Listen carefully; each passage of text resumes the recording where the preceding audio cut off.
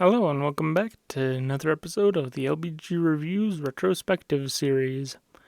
Please be sure to like and subscribe if you enjoy, because honestly, it's a lot of fun to reflect on my past videos, but if there's no interaction with it, depending on how the next few months go, I might cut them out just to save myself some time.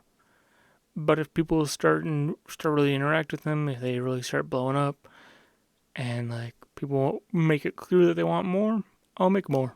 So one thing I would like to say about this video before we dive into it, honestly, again, similar to my potion permit video from a few months back, honestly, or like my potion permit retrospective video from a few months back, honestly, the It Takes Two video is one of my personal favorites that I've done. One, because of the editing within it, but also this is a video that has some major help from my mother in it. So, for context, for those who don't know me, which is a lot of people who watch my content, I am legally blind, but my mother also, who can see perfectly well, although she is aging and getting up there in the years. Sorry about that, Mom, but you are approaching 60 soon, so... But anyways, my mother can see relatively well, all things considered.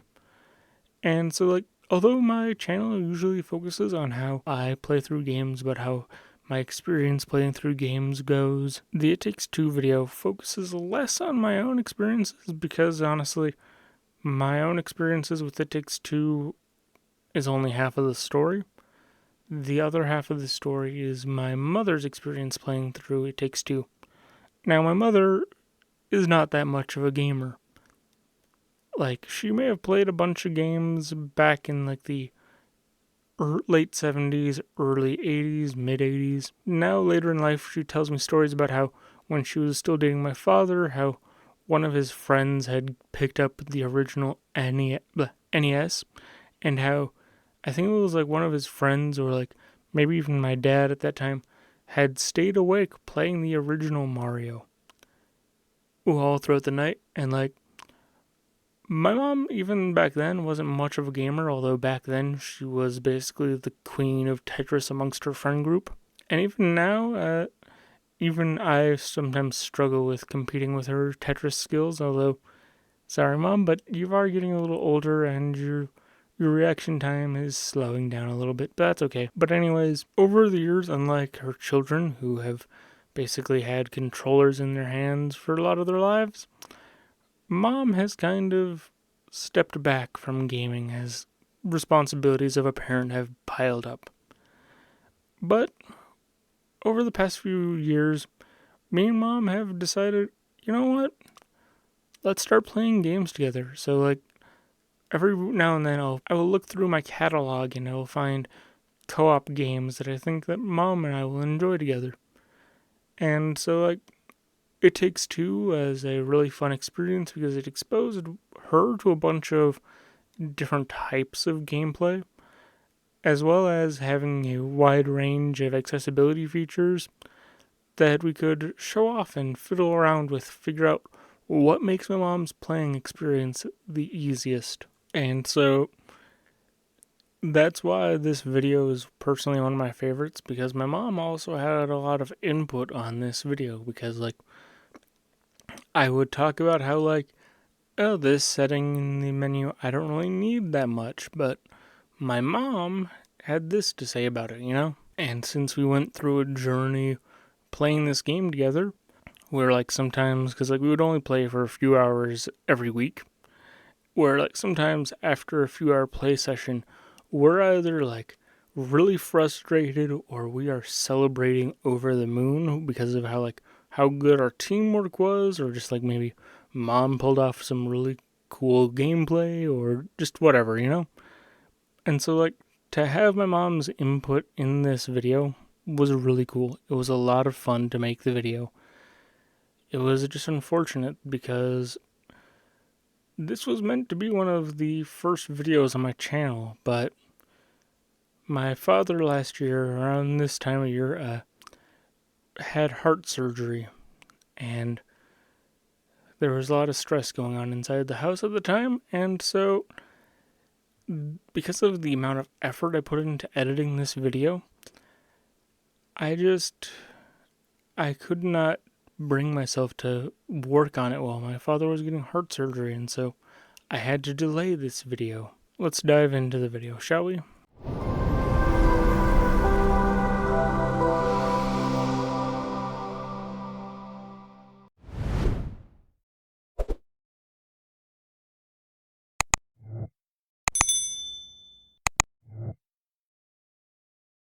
Welcome back to LBG Reviews, where this time it's not the blind guy who's hosting who needs the accessibility features. Be sure to like and subscribe.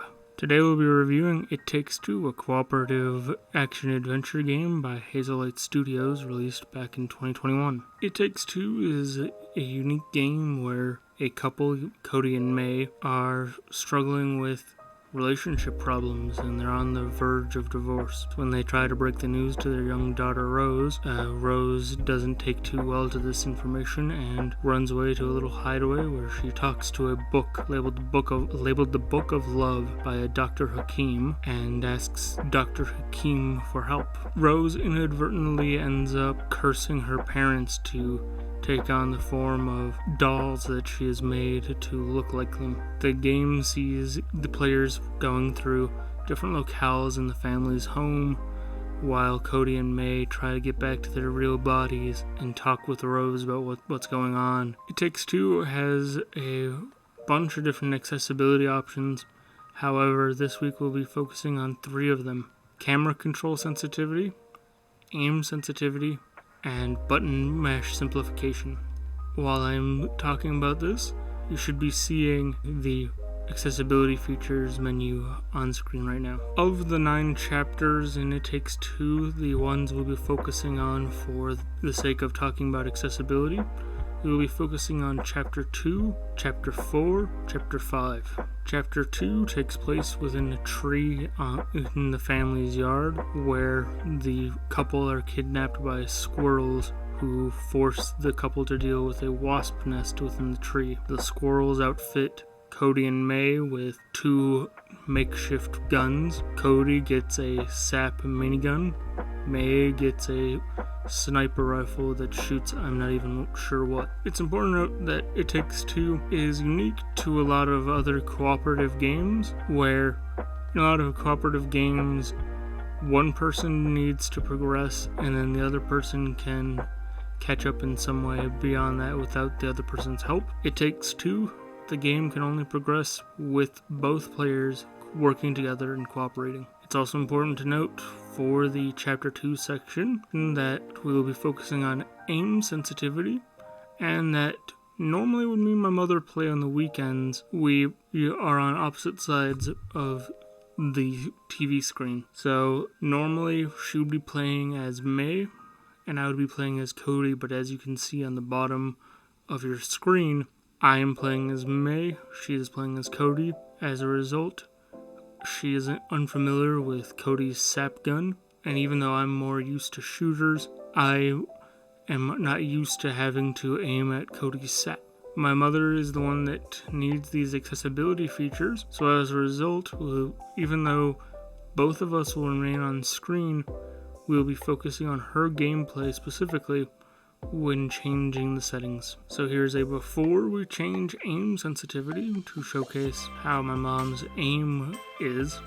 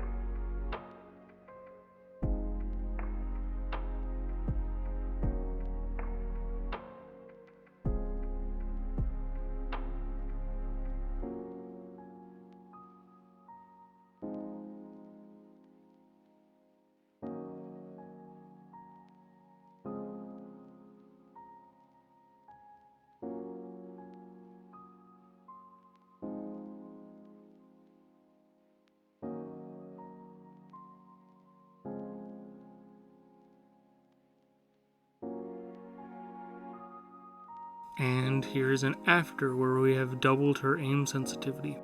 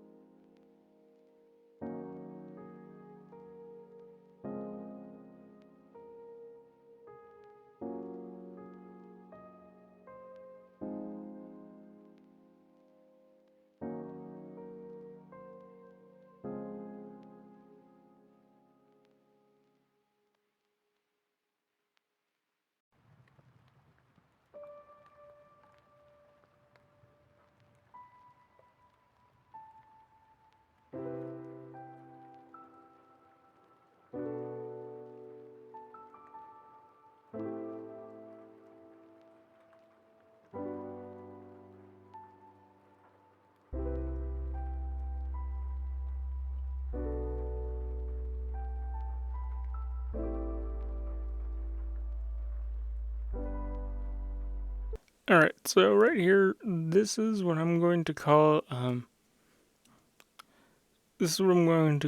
like the peak of LBG's, stay quiet and show it off moments in my videos.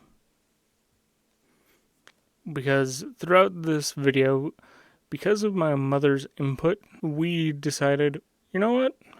Basically, the way that we want this to work is, because I'm not the main focus of the accessibility options for this video, we'll show off, like, me, a more experienced gamer, on the left side of the screen, and then how these accessibility features are impacting my mother's gameplay because she's not that much of a gamer, you know? But, like, I kind of took this concept and ran with it a little too much over the following months, which will touch on some of the videos that are plagued by that issue as the retrospective series goes on. But honestly, I still like how we did this, but it instilled some bad habits into my editing for a little bit.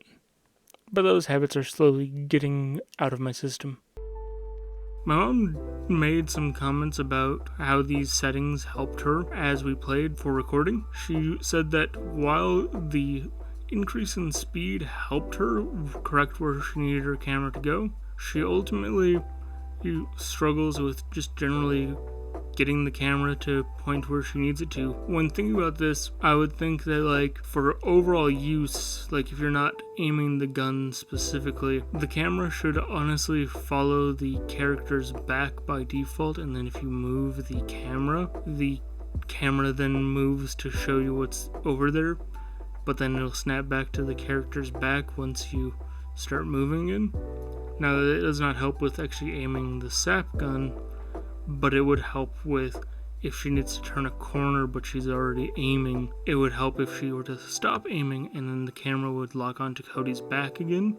If it did that, I think it would help her a lot. Now for chapter 4, it sees Cody and May kidnapped by Rose's stuffed space baboon, who captures footage of the couple saying that they want to make Rose cry, which, for context, Cody remembers telling stories to Rose where in order to break a curse you you need people to cry, you need tears. So they think, alright, let's go make Rose cry. And the baboon doesn't like the fact that they're going to try to make Rose cry, so he stops you. Chapter 4 focuses very heavily on puzzle solving as May gets gravity moon boots not gravity, gets magnetic moon boots that allow her to stick to specific walls, and Cody gains the ability to grow and shrink.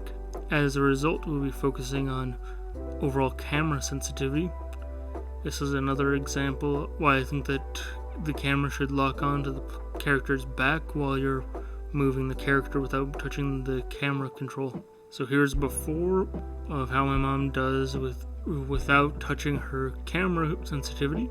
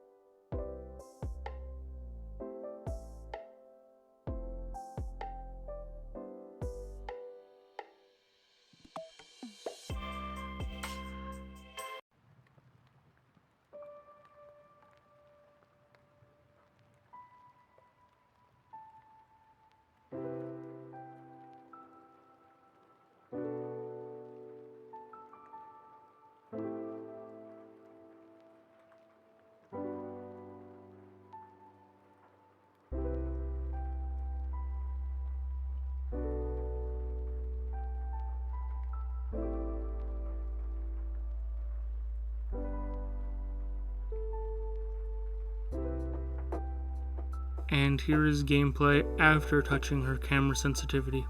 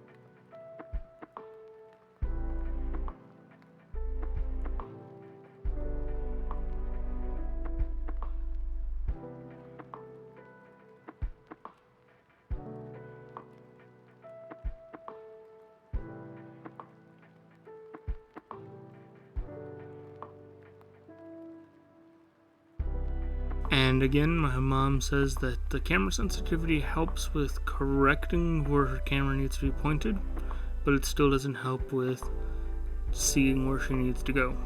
Alright, for chapter 5, I'm going to need to throw up a content warning here.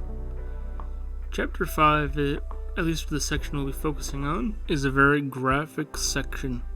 Well, I mean, not literally. I mean, there's no blood or gore, but we do dismember a stuffed elephant. So as a result, if you do not want to see dismemberment of a sentient, alive, stuffed elephant, and like if you were watching this with young children around, I would maybe consider skipping to the timestamp seen on screen. However, with that out of the way, I will say that even the game acknowledges that this is a messed up situation. I'm going to stop talking for a little bit, and I'm going to let game audio play. So, I will say, for the recording of this video in particular, me and my mother had played through a bunch of sections of It Takes Two a bunch of times to make sure that, the recording went well, like it showed off the things we needed it to properly. And basically, I love how this disclaimer right here works out, because, both me and my mother looked at each other while recording this video, and we were like, that's kind of effed up. Yeesh. I know that some of my family watches my videos, and I don't know if maybe some of them have put on some of my videos while their kids were around, or if other people have put my videos on around kids. And I was like, hey, maybe don't watch this one with your kids, because, we basically murder a stuffed elephant. And, I appreciate my sensitivity to that one. For a little bit so you can hear the music.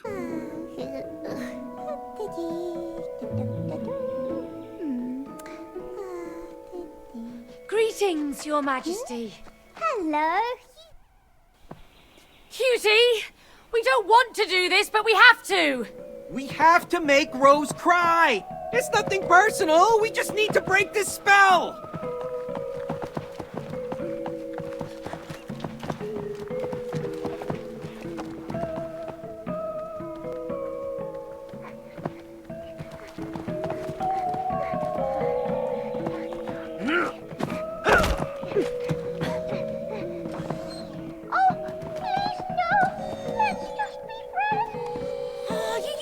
Good at this! Yeah, with dead toys, not alive and screaming.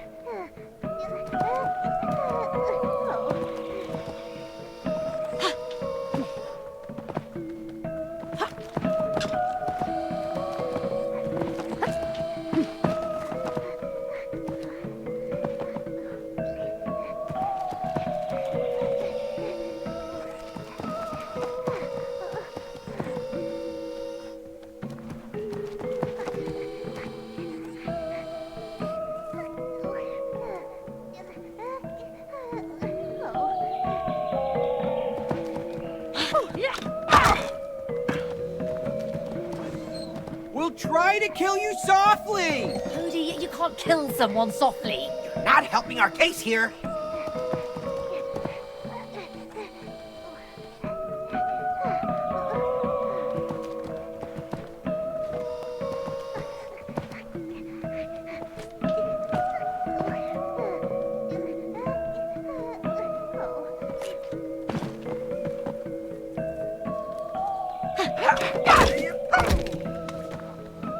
Oh, that looks sharp. Please don't hurt me.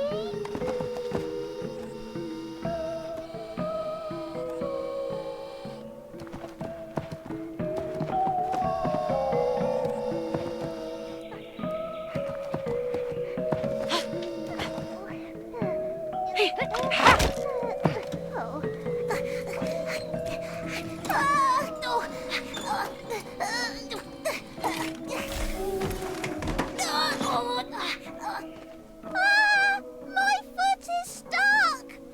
Hurry! Before she escapes!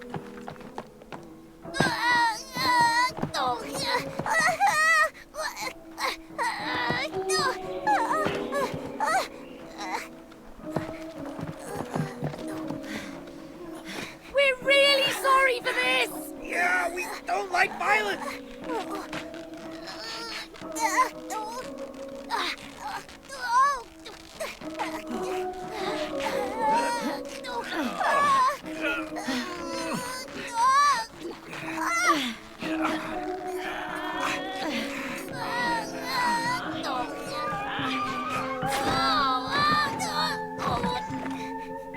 My leg!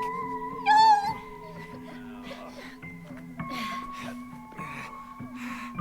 Go! We gotta get her to the edge of the bookshelf! Cat's on the other side! Come on, grab her!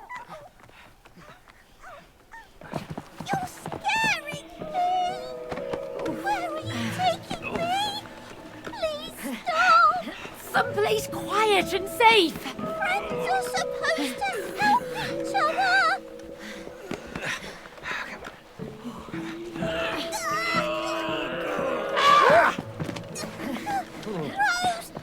Rose, help me! This is horrible.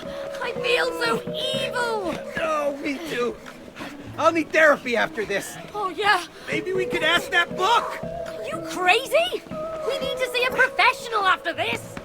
Wait, my ear!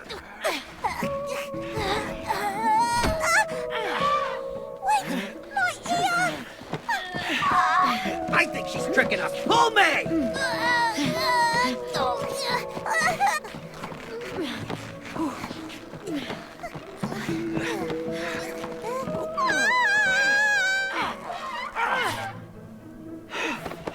Oh, it wasn't a trick. What?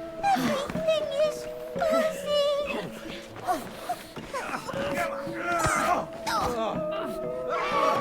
Wouldn't it be more fun to play jump rope instead? We're really sorry for this.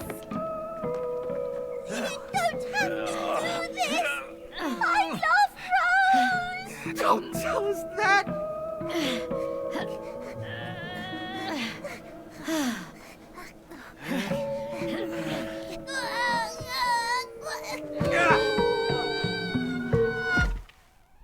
As you can hear, even the music is very unsettling, and even Cody and May are very distraught at the fact that they've got to do this.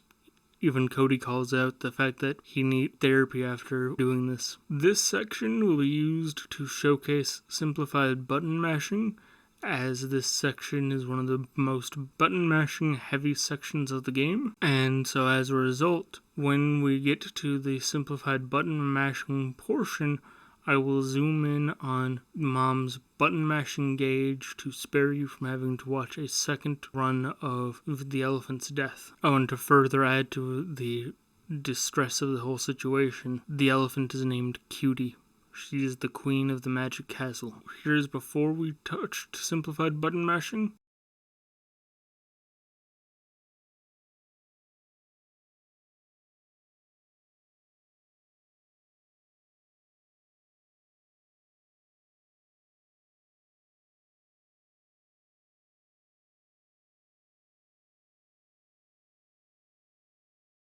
Here is after we've touched simplified button mashing.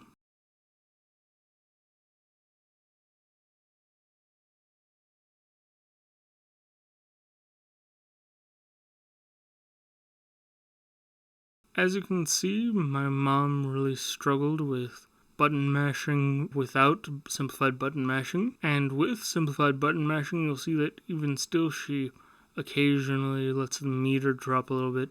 That's largely because she forgets that she has to keep pressing the button to keep the meter filled while she's waiting on me. My mom's comment on this setting is that because it's important to note that when we were playing on our own without recording, I had turned on the setting just to help out Mom with her button mashing, just to make it easier so that way she didn't have to get so worked up about it. And then when we recorded this, she realized that, oh, all these weeks I thought I was getting better at button mashing, when in reality, no, I wasn't.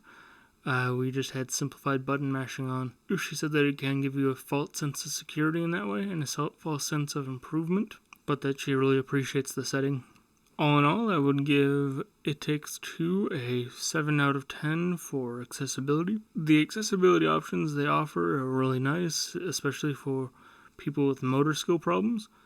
I would say that this is a prime example of how accessibility options are important, not just for people with disabilities, but anybody who needs them. If you can't get through a game without turning up the contrast, turning up the brightness, without simplifying button mashing, without other accessibility options, but you are otherwise an able-bodied person, there is no shame in it. There are games that, even as a disabled person, where I know that I could get through them without any assistance, but sometimes, like a game called Islets that I'll eventually review, where the game offers you complete invincibility, and I'll be honest, even though I knew I could get through islets no problem, I turned on invincibility at times when I was just getting too frustrated with the boss to deal with it. So, that It Takes Two video, huh? Yeah, look, originally this whole announcement at the end of the video was supposed to be a lot grander. There would have been face cam and all that. But I'm sitting here in the editing stage, looking at it, listening to it. It sounds like crap. The audio's all echoey. No editing magic would be able to make it sound as crisp as what you hear right now. As a result, here we are. So what's going on? In February, March of this year, I participated in a study conducted by students from the University of Michigan Flint, where their study was dedicated to finding new ways to make gaming accessible for people with disabilities. And during their study, they showed off some concepts that they had created using The Legend of Zelda Breath of the Wild as a template for some of their examples. And I really liked their examples, and I really liked the concepts that they showed off. So I reached out to them a few weeks back because I was really excited for Tears of the Kingdom and asked them, hey, would you be okay with providing me with some of those concept images? And I will credit you in the description of my video and talk about your study when the video comes out. They agreed, said it was a great idea, and I will have some images to show off regarding some of the concepts I talk about in that video once it comes out next week. Big thank you to the accessibility gaming team over at the University of Michigan. It was a huge honor participating in your study. That was the first of anything like that I'd ever done, and it's really cool that you guys agreed to provide me with these concepts. Speaking as a pretty much almost lifelong fan of Nintendo and a few year long fan of the Zelda series, it means a lot to have such nice and concise looking examples to show off during a video like that. And the best part about the video is that it will be released on the day that Tears of the Kingdom releases. Now, due to some trips and vacations coming up, I won't have a Tears of the Kingdom video out for some time. Maybe July, maybe even August, depending on how things go. But I do want to do a Tears of the Kingdom video. But for now, see you guys next week. Hope you guys enjoyed.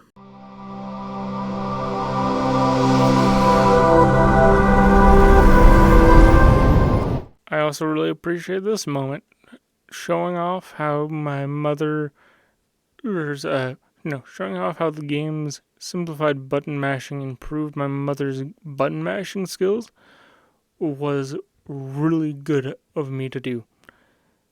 Also, similarly, I just have to point out how funny it has been.